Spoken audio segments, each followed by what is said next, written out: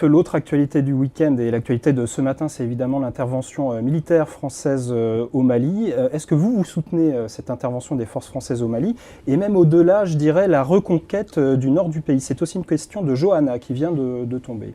Ouais, peut-être que dans les responsables publics français, là-dessus j'ai une situation personnelle un peu à part, j'allais dire du fait des fonctions qui m'avaient été confiées, puisque m'avait été confiée la responsabilité de créer le ministère de l'immigration en 2007, et on l'avait créé d'ailleurs de toutes pièces, et j'avais donc eu à dialoguer avec beaucoup de responsables d'Afrique subsaharienne, dont les responsables maliens. Il y avait un ministre malien chargé des Maliens de l'extérieur, et puis le chef de l'État de l'époque était Amadou Toumani Touré.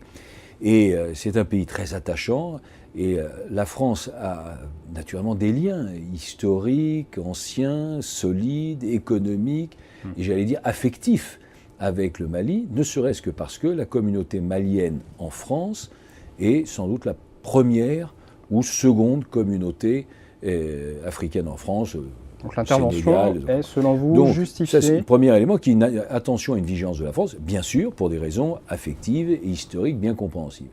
Deuxième élément, quelle était la situation? La situation qu'il y avait était la suivante. Il y avait un groupe, ou plus exactement d'ailleurs deux groupes, d'extrémistes islamistes, radicaux, plus ou moins d'ailleurs aventuriers sur le plan financier. Donc c'était à la fois des extrémistes islamistes et en même temps on peut dire des trafiquants d'un certain nombre de domaines. Donc ces troupes continuent à progresser face à une armée malienne qui ne pouvait pas faire face, et je pense que la France a eu raison d'intervenir.